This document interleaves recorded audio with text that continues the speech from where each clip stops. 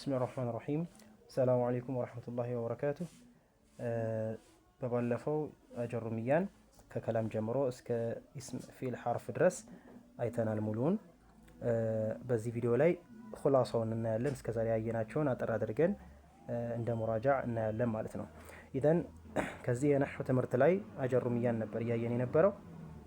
ከነህው ስንጀምር ያው እንዳየነው ነህው የሚያጠናው በመጨረሻ የቃላት የመጨረሻ ሐላቸውን ነው የሚያየው። ለምሳሌ ሙሐመድ ያልነው ቃል ወይም ደግሞ የድሪቡ የሚለውን ቃል ወይም ጃአ የሚለውን ቃል እነዚህን ቃላቶች ሚን ሐይቱ ልኢዕራብ ያይልናል ማለት ነው። ምን ማለት ነው? ይሃ ሚን ሐይቱ ልኢዕራብ ወልቢና ይሄ ነገር ረፍዕ ነው ወይም ጀር ነው ወይም ደግሞ መንሱብ ነው። ይህም ቃል እንደዛው እነዚህን መብንይ ነው ሙዕረብ ነው የሚለውን ነገሮች እቺ የመጨረሻዋን ቃላት ላይ ያለችው የመጨረሻዋ ፊደል ላይ ያለችዋን ሐረካው የሚያጠና ነው ማለት ነው። ስለ እነዚህ መጀመሪያ ላይ ስላሉት አይመለከተውም ማለት ነው። ምን ማለት ነው? መጀመሪያ ላይ ምሳሌ ሙሐመድ የሚለው ቃል ላይ ሚም ሐና እንደገና ሚም ላይ ያለችዋ ሐረካ ማንን ነው የሚመለከተው? ሰርፍን ነው የሚመለከተው ማለት ነው። ነህው የሚመለከተው በምንናገርበት ሰዓት የመጀመሪያው ቃላት ላይ ያለችው ሚን ሐይቱ ልኢዕራብ ሙዕረብ ነው ወይስ መብንይ ነው? ሐረካው ሙዕረብ ከሆነ ደግሞ ረፍዕ ነው ወይ ጀር ነው ወይ? መብንይ ከሆነስ ከስራ ነው ضማ ነው የሚለውን ነገሮች ብቻ ነው የሚያጠናው ማለት ነው። ይሄም በምንድን ነው የምናውቀው? ሰሪዎቹ በሚቀያየሩበት ጊዜ አረፍተ ነገሩ እንዳገባው በሚቀያየርበት ጊዜ እንደ ማዕናው ስለሚቀያየር ማለት ነው። የሚያጠናው በዚህ ላይ እንደሆነ ተነጋግረናል። ኢዘን ወደ አጀሩሚያ ላይ ስንሄድ አጀሩሚያ ከምን ይጀምራል? ከከላም ነው የሚጀምርልን። እኛ ያየነው ከላምን ታሪፉን አየን፣ ኢስምን አየን፣ ፊዕልና ሐርፍን አየን ማለት ነው። ኢዘን ከከላም ስንጀምር ታሪፉን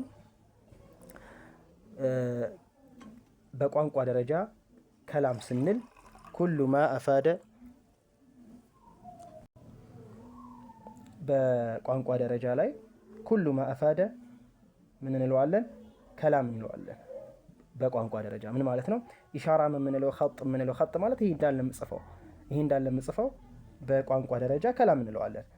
በሌላም ቋንቋ ብናወራ ከአረበኛ ውጭ ያለን ነገር በዛ ቋንቋ ባወራ ኢሻራ ብሰጥ፣ ኢሻራ ሲባል የጽሁፍ ሊሆን ይችላል ኢሻራው ወይ የእጅ ምልክት ሊሆን ይችላል። እነዚህ ዋናው ጥቅም ይስጥ እንጂ ለሰሚው አካል ለሚያየው አካል ጥቅም ይስጥ እንጂ ዋናው ኢፋዳ ከሰጠ ከላም ተብሎ ይጠራል። ይሄ በቋንቋ ደረጃ ነው ማለት ነው። በነህውዮች ዘንድ እኛ አሁን የምንፈልገው የነህውዮችን እስጢላሃቸው ነው። ነህው የምናውቅበት ኢዕራብ መብንይ ነው የሚለውን ነገር የምናውቅበት ታሪፍ ነው ማለት ነው። ስለዚህ በነህውዮች ዘንድ ግን ምን መሆን አለበት? እንደተነጋገርነው ለፍዝ፣ ሙረከብ፣ ሙፊድና ቢልወድዕ እነዚህን አራቱን ማሟላት አለበት ማለት ነው። ስለዚህ ከላም ተብሎ እነዚህን ያላሟላ በነህውዮች ደረጃ የለም ማለት ነው። እነዚህን አራቱን መስፈርት ማሟላት አለበት ማለት ነው። በማን ዘንድ? በነህውዮች ዘንድ ማለት ነው።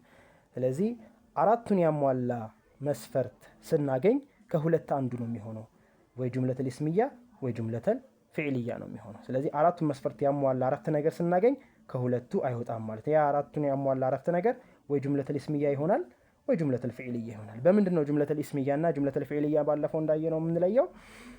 ለምሳሌ የመጀመሪያው ምሳሌ ጃአ ዘይዱን ስል ይሄ አሁን ጁምለተል ኢስሚያ ነው ጁምለተል ፊዕልያ ነው ብዬ በምንድን ነው የምለየው? የመጀመሪያውን ቃል ያለው ማለት ነው። የመጀመሪያው ቃል ፊዕል ከሆነ ይሄ ነገር ጁምለተል ፊዕልያ ነው ብዬ ሁክም እሰጣለሁ ማለት ነው። ሁለተኛው ምሳሌ ደግሞ ዘይዱን ቃኢሙን ይላል። ስለዚህ የመጀመሪያው ቃል ምንድን ነው? ዘይድ የሚለው ቃል ነው።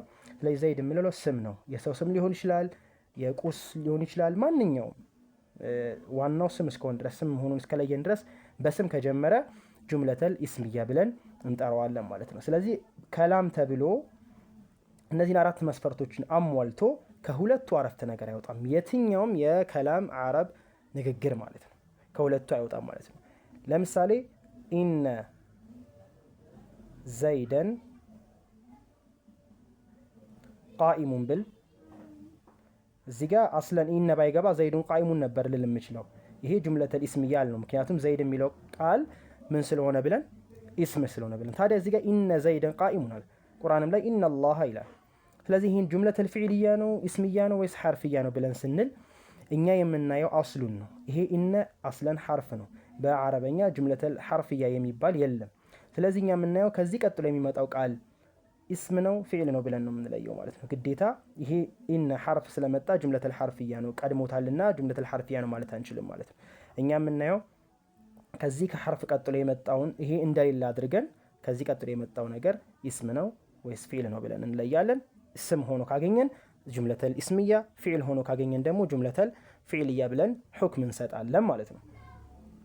ኢዘን ይሄን ይመስላል በከላም ነህዊ ላይ እነዚህ ሁለት ነገሮች አይወጡም ማለት ነው፣ አራቱን መስፈርት ካሟላ በኋላ ማለት። ስለዚህ ከላም ተብሎ በነህዊ ዘንድ ነጠላ ቃል የለም ማለት ነጠላ ሙሐመድ ወይም ዘይድ ብዬ ብል እነዚህ ከላም አይባሉም ማለት ነው። ስለዚህ እነዚህን አራቱን መስፈርቶች ባለፈው እንዳየናቸው መግቢያ ላይ ማሟላት አለበት ማለት ነው። ስለዚህ አልከላም የተረከብ ሚን እስመይኒ አው ሚን ፊዕል ወስሚን። ስለዚህ ከላም የምንለው ከስምና ከስም ሚን እስመይኒ ኢስ ወይም ደግሞ ፊዕል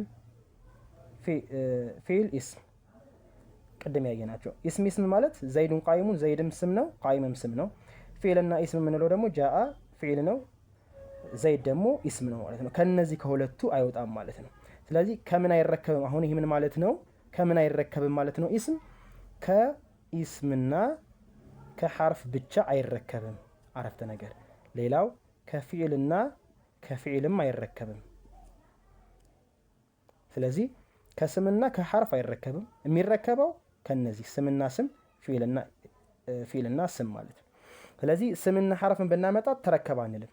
ዘይዱ ሚን ብል ተረከባ አንልም፣ ሁለት ቃል ቢሆንም። ፊዕልና ፊዕልም ጃአ ብልም አሁንም ይሄ ሁለት ፊዕል ብናመጣ ስም ከሌለው አሁንም ተርኪብ አይኖረውም። ስለዚህ ከላም የሚረከበው ከሁለት ስሞች ወይም ከፊዕልና ከስም ነው እንደ ነህዊይን ማለት ነው፣ በነህዊ ዘንድ ማለት ነው። ይህም ማወቁ ጥቅሙ ምንድን ነው? ባለፈው አይተናል። ይህኛውን መረከብ ባይረከብስ ለምንድን ነው ይህን ማስቀመጥ የተፈለገው ሲባል እዚህ ጋር በደንብ ማየት ያለብን ቃዒዳዎች አሉ። ወደፊት የምንጠቅሳቸው በሙሉ የምንጠቅሳቸው ቃዒዳዎች አሉ ማለት ነው። እነዛ ቃዒዳዎች እነዛ ሁክሞች ለምሳሌ ረፍዕን የምንለው አለ፣ ነስብ አለ፣ ከዛ ደግሞ መብንይ የምንለው ሙዕረብ ካልን በኋላ ረፍዕ ነስብ እንላለን። እነዚህ ሁሉ የምንጠቅሳቸው ነገሮች ሁክማቸው የሚጸድቀው እነዚህ አራት ነገሮች በተሟሉበት ጊዜ ነው። ሳይሟላ ሁክም አንሰጥም። ለምሳሌ ሙሐመድ ብዬ ብል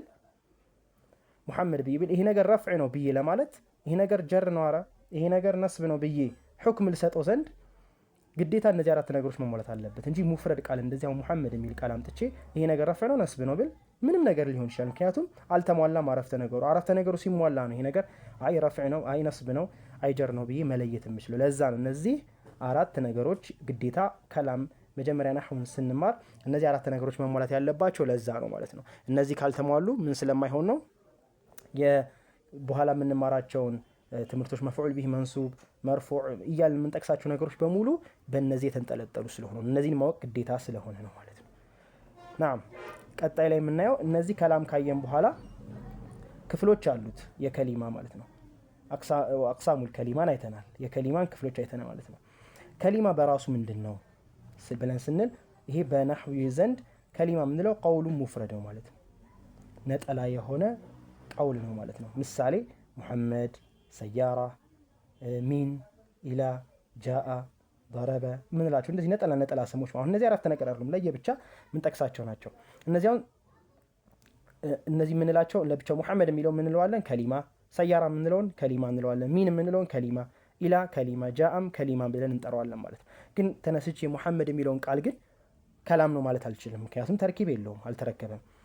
ሰያራ የሚለውንም ቃል ከላም ማለት አልችልም። ጃአ የሚለውን ቃል ከላም ነው ማለት አልችልም፣ ምክንያቱም እነዚህን አራት መስፈርቶችን ስላላሟላ ማለት ነው። ስለዚህ እዚህ ጋር ግን ከሊማ ማለት እችላለሁ። ልዩነታቸው ይሄ ነው። ከሊማ የምንለው አንዲት ነጠላ ቃል ማለት ነው። አንዲት ነጠላ ቃል ይኸው ጃአ የምንላት ምንም ሙሐመድ ጃአ ዘይዱን አላልኩኝ፣ ጃአ ሙሐመድ አላልኩም። ዝም ብዬ ጃአ የምትለዋን ቃል ብቻ ከፈለኳት እቺ ከሊማ ትባላለች። ضረበ የሚለውንም ቃል እቺን ቃሏን ከሆነ የፈለኩት እቺ ضረበ የምትለዋን ቃል ፊዕሏን ብቻ ከሆነ የፈለኩት ከሊማ ብለን እንጠራዋለን። ሌላ አረፍተ ነገር ضረበ ብዬ ضረበ ዘይዱን ምናምን ካልኩኝ ወደ ከላም ይሄዳል።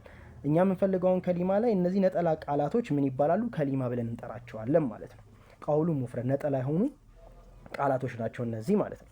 ስለዚህ ይሄ ከሊማ የምንለው ቃል ለስንት እንከፍለዋለን? ለሶስት እንከፍለዋለን ማለት ነው። ባለፈው እንዳየነው ለሶስት እንከፍለዋለን ማለት ነው። ኢስም ፊዕልና ሐርፍ ብለን ለይተን አይተነዋል። ይሄን አሁን ኹላሳ ስለሆነ ማጠቃለያ ስለሆነ አጠር አድርገን ነው የምናየው። ኢዘን ኢስም የምንለው ግን ከሁለቱ የሚለይበት እነዚህን በዓላሞች ለይተናል። እንደገና በታሪፉም ለይተናል። ከሊመቱን ደለት አላ ማዕነን ፊ ነፍሲሃ ወለም ተቅተሪን ቢዘማኒ ብለን ለይተናል። ቃላት ናት አንድን ነገር የምጠቁም የሚጠቁም ደግሞ ከዘመን ጋር የማይቆራኝ። ሙሐመድ ስል ከዘመን ጋር አይቆራኝም። ዘይድም ስል ሰያራም ብል ሌላም ስሞችን ብንጠቅስ ከዘመን ጋር የማይቆራኙ ናቸው። ታዲያ በምንድን ነው ስም መሆኑን ፊዕል መሆኑን እመለየው ስንል ለስም ዓላማዎችን ጠቅሰናል። ኸፍድ መሆን ኸፍድ ማለት ጀር ያው ነው፣ አንድ አይነት ነው ሁለቱም። ተንዊን መግባት ተንዊን ፊዕል ላይም ሐርፍም ላይ ሁለቱም ላይ አይገባም። ተንዊን ኸፍድ የምንለውም ሁለቱም ላይ አይገባም። ስለዚህ በዛ መለየት እችላለሁ ማለት ነው። ሌላው ሶስተኛው አልን ለይተናል። አል መግባት አረጁል ብለን ረጁል የሚለውን አረጁል አል ሳስገባበት ኢስም ሆነ ማለት ነው። አል ግን ፊዕል ላይ ማስገባት አንችልም፣ ሐርፍም ላይ ማስገባት አንችልም። በዚህ መለየት እንችላለን። ሌላው ሑሩፉል ጀር መግባት። ሑሩፉል ጀሮች ስም ላይ ብቻ ነው የሚገቡት። ለምሳሌ ሑሩፉል ጀር ብለን የጠቀስናቸው በጣም ጥቂት ናቸው። እነዛ ወደ 10 ምናምን የጠቀስናቸው እነዛ ማን ላይ ብቻ ነው የሚገቡት? ኢስም ላይ ብቻ ነው የሚገቡት። እነዚህ ሑሩፉል ጀር ሐርፍ ናቸው፣ ግን ጀር የሚያደርጉ ሚን አልመስጂድ ስል ሚን አልመስጂድ ስል እቺ ሚን የምትለው ቃል ማን ላይ ብቻ ነው የምትገባው? ስም ላይ ብቻ ነው የምትገባው። ስለዚህ መስጂድ የሚለው ስም ነው ብለን በዚህ መለየት እንችላለን እንጂ ሚን ضرበ ሚን ማለትም አልችልም፣ መልሼ ሐርፍ ላይ አይገባም ማለት ነው። ስለዚህ ሑሩፈል ጀር የምንላቸው የጠቀስናቸው ሐስር አድርገን የያዝናቸው ብቻ ናቸው። ሌላ ሑሩፎች ፊል ላይ የሚገቡ አሉ፣ ግን እኛ የምንፈልገው ሑሩፈል ጀር ብቻ ነው። ሑሩፈል ጀር ማን ላይ ብቻ ነው የሚገባው? ኢስም ላይ ብቻ ነው የሚገባው። ወደ አምስተኛ የጠቀስነው ደግሞ ሙስነድ ኢለይሂ ነው ማለት ነው። ሙስነድ ኢለይሂ ባለፈው እንዳየነው ኢስም የምንለይበት ሙስነድ ኢለይሂ ሁል ጊዜ ኢስም ነው ብለን ስለለየን ነው። ይሄንን በሰፊው አይተናል ማለት ነው። ሌላው ክፍል ደግሞ ፊዕል ነው። ፊዕል የምንለው ከሌላው የምንለይበት ከሊመቱን ደለት አላ ማዕነን ፊ ነፍሲሃ ወቅተረነት ቢአሐድ አልአዝሚነቲ በአንደኛው ጊዜ ላይ የተቆራኘ ነው። ለምሳሌ ጃአ ስል ባለፈ ነው ማዲ የሚለውን ضرب የሚለውንም ማዲ ብለን እንይዛለን ማለት ነው። እነዚህን ከሶስት አንዱ በሆነ የጊዜ የተከፈለ ነው ማለት ነው። ይሄው እዚህ ጋር በሶስት ከፍለን አይተነዋል ማለት ማዲ፣ ሙዳሪ፣ አምር ብለን ለይተናል። ማዲ የምንለው በምን እንለየዋለን? እነዚህ ሶስቱን ዓላሞች ይይዝልናል። ማዲ ቀድ የምንለው ማዲን ይይዝልናል። ለምሳሌ ቀድ ጃአ። ስለዚህ ይሄ ቃል ማዲ ነው እንላለን። ቀድ የምትለዋ ግን ሁለቱም ላይ ሙዳሪዕም ላይ ስለምትገባ ለማዲም ለሙዳሪዕም ዓላማ ትሆናለች ማለት ነው። ሁለተኛው ታእታኒስ ቃለት ያልነው ማለት ነው። ቃለት የምንለው ቃል እቺ ታእታኒስ ሴት አድራጊ መሆኗን የሚገልጽልን ነው ማለት ነው። ስለዚህ እነዚህ ማዲን በምንድን ነው የምንለየው? በዋናነት ታእታኒስ አሳኪና እነዚህ ታእታኒስ በመግባቷ ማዲን እንለያለን ማለት ነው። ታእታኒስ የምትገባው ማዲ ላይ ብቻ ነው። ቃለት ضربت የምትለው ቃል የምትገባው ማለት ነው። ሌላው ሙዳሪዕ ፊዕል ሌላኛው ክፍሉ ሙዳሪዕ ነው። ሙዳሪዕን ወደፊት የሚጠቅስልን ወይም ደግሞ አሁንን የሚጠቅስልን ነው። ሲንና ሰውፈን አካቶ ይዝናል ማለት ነው። ሲን ለምሳሌ ሰያዕለሙን ምን ስንል ይሄ ቃል ሲን ስለገባበት እቺ የፊዕል ምልክት ስለገባበት አንደኛ ፊዕል መሆኑን እናውቃለን። ሁለተኛ ደግሞ ሙዳሪዕ መሆኑን እናውቃለን። ያ ሙዳሪዕ ደግሞ ሙስተቅበል የሆነ ማለት ነው። ሙስተቅበል የሆነ መሆኑን እንለያለን ማለት ነው። አንደኛ ፊዕል መሆኑን ለየ፣ ምክንያቱም ሲን ገባ። ሲን ሐርፍም ላይም እቺ ኢስም ላይም አትገባም ማለት ነው። ስለዚህ ሰውፈም የምንለው ሀከዛ ሁለቱ የሙዳሪዕ ዓላማዎች ሙዳሪዕ ላይ ብቻ የሚገቡ ኻስ የሆኑ ናቸው። ሙዳሪዕ ላይ ነው፣ እንደገና ፊዕል ላይ ብቻ ነው የሚገባው ማለት ነው። ያ ሙዳሪዕ ደግሞ ወደፊት ሙስተቅበልን የሚጠቁመልን ወደፊት ያለውን ነገር የሚጠቁመን ነው ማለት ነው ሙዳሪዕ። ይህንን በዝርዝር አይተናል። እንደ ሙራጃ ነው እዚህ ላይ የምናየው። ሌላው አምር ነው።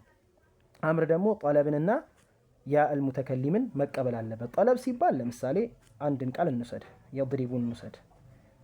ይመታል ነው አይደል? የድሪቡ ይህንን ማዘዝ ብፈልግ በዚህ ምታ ማለት ብፈልግ ይድሪብ እላለሁ። ስለዚህ ይሄ አምር ነው አይደለም የሚለው መለየት ብፈልግ ምንድነው የማደርገው? መጀመሪያ ጠለብነትን ይፈልጋሉ። ጠለብ ማለት እንዲደረግ የሚፈለግ ነገር ነው ወይ ይሄ የሚጠቁመው? አዎ ምታ ነው እንዲደረግ ጠለብነትን ይጠቁማል። ሌላው ደግሞ የአልሙተከሊም ይቀበላሉ። የአልሙተከሊም ማለት ሴትን ማዘዝ እችላለሁ ወይ በዚህ ቃል ይድሪ ቢ ብዬ ማዘዝ እችላለሁ። ካዘዝኩኝ ይሄ ነገር ምን ማለት እችላለሁ? አምር ነው ብዬ ሁክም መስጠት እችላለሁ ማለት ነው። ስለዚህ በዚህ አምርን መለየት እችላለሁ። ይሄን ይመስላል። ይሄ እንደማጠቃለያ ነው። እዚህ ላይ ግልጽ ያለውን ነገር ካለ ወደ ኋላ መለስ ብላችሁ ያሉትን ቪዲዮዎች አይታችሁ ግልጽ ይሆንላችኋል ማለት ነው። ስለዚህ በዚህ እስካሁን በተማርናቸው ነገሮች እነዚህን ግዴታ ሐስር አድርጋችሁ መያዝ አለባችሁ ማለት ነው። ይሄ ነገር ግልጽ ከሆነ ቀጣይ ላይ የምናየው ኢዕራብ ስንገባ በደንብ የበለጠ ግልጽ ይሆናል። እዚህ ላይ የሚያስቸግረው ምንድነው? የመጀመሪያው ኢስም ፊዕልና ሐርፍ መለየት ነው። እዚህ ላይ በደንብ ትኩረት አድርጋችሁ ማየት ይኖርባችኋል። እነዚህ ኢስም ሐርፍና ፊዕልን ከለያችሁ ከዛ ቀጣይ ላይ የሚመጣው ነገር ቀላል ነው። ኢንሻአላህ በቀጣይ ቪዲዮ እስከምንገናኝ ሰላም አለይኩም ወራህመቱላሂ ወበረካቱ።